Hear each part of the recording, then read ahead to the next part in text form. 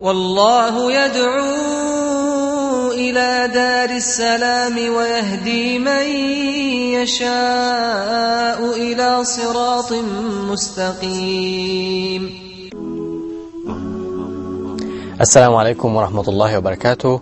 All praise for Allah, Lord of the worlds, and peace and blessings be upon Prophet Muhammad, his companions, and all those who strive to follow in their footsteps. My dear viewers, brothers and sisters, welcome to another episode of Quran and Science from Huda TV. And my name is Sharif Touni, and in this episode we'll be discussing about the waters, the running waters, and how it creates foams in which these foams are not useful for man, and all the good things and the minerals from this water and the benefit stays on the land, which is a very great analogy between the truth and the falsehood. And this is coming in Surah Ibrahim, in one of the verses, in the 17th verse. So this is the topic for this episode that we'll be discussing. With me now in the studio, Professor of Geology, Zaghlol El-Naggar. Assalamu alaikum, welcome to the show. I'd also like to introduce my dear brothers and guests for this episode, being here for interaction and questions to Professor Zaghlol. I'd like to introduce first Abdurrahman Ismail and Zabihullah Kareem. Assalamu alaikum, welcome to the show. Okay, before we move into this topic, the mentioned topic, we'll leave you now with this holy verse and we'll return back, so stay tuned.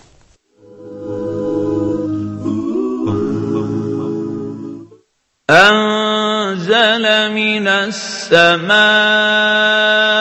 ماء فسالت أودية بقدرها فاحتمل السيل زبدا رابيا ومما يوقدون عليه في النار ابتغاء حلية أو متاع زبد مثله كذلك يضرب الله الحق والباطل فأما الزبد فيذهب جفاء وأما ما ينفع الناس فيمكث في الأرض كذلك يضرب الله الأمثال. He sends down water from the skies, causing the valleys to flow according to their measure.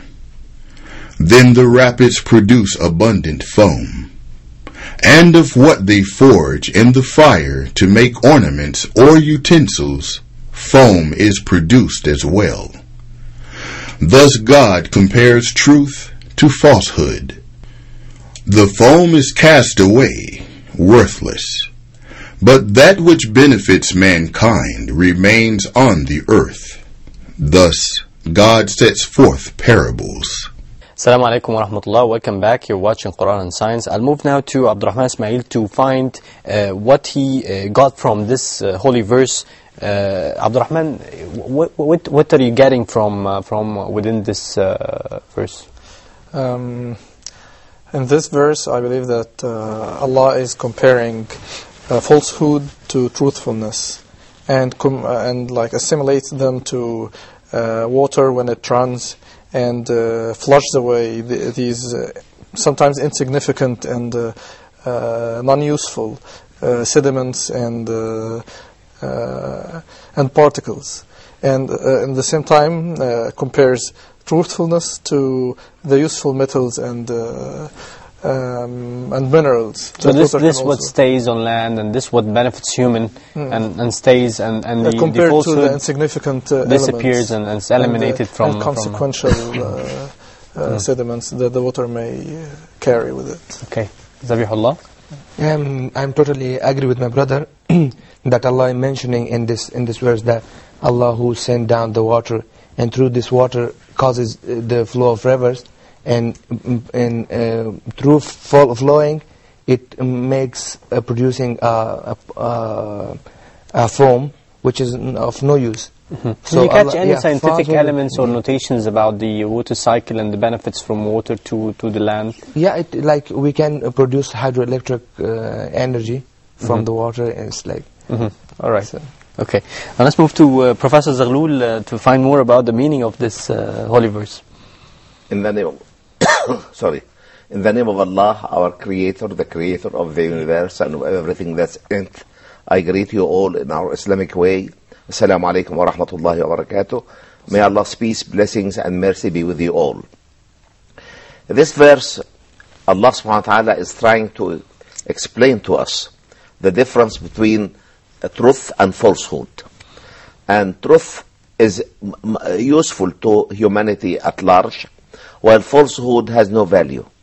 So people have to stick to the truth as much as they can to be saved in this world and in the world to come. Falsehood may appear to people sometimes that is something glory and something that looks beautiful, but in reality it has no weight, it has no value, it will be absolutely worthless. And the verse says, أَنزَلَ مِنَ السَّمَاءِ مَاءً. It is Allah who sends down rain from the sky. And look at the beauty of this expression, because nobody else can send rain from the sky other than Allah subhanahu wa ta'ala. And that's why Prophet Muhammad sallallahu alayhi wa sallam is quoted to have said, after giving Fajr prayer on the day of Al-Hudaybiyah, when the Muslims were returning back from Mecca to Medina, the rain came down and the Muslims woke up to do Fajr prayer. And of course the Muslims were a little bit upset by the many favors the Prophet has given to the unbelievers, you see, because he knew through the guidance of Allah subhanahu wa ta'ala that this is the best way of dealing with them. And he said, إِنَّهُ الْفَتْحِ, it is the victory, it's the real victory. And say, what victory in it, you see?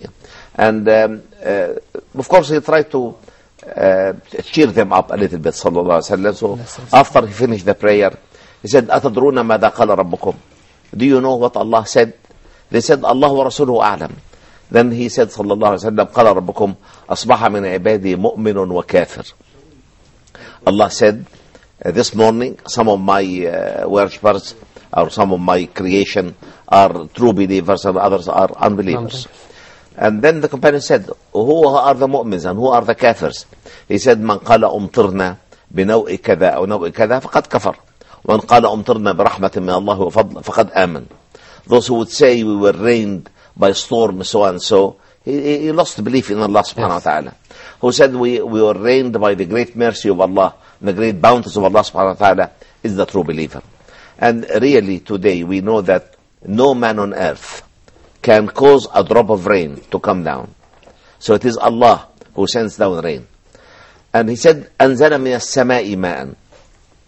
He did not from as-samawat, from the sky, not from the skies. Because we know that the clouds cannot exceed the limit of the troposphere. Clouds are mostly in the troposphere, which is a distance of 8 to 18 kilometers from sea level.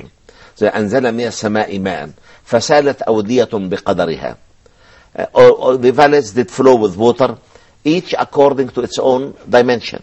And this is again a scientific notion, because we know that the width of a valley and the length of the valley and the degree of inclination of the valley bottom can accommodate the amount of water in exact proportion to these dimensions.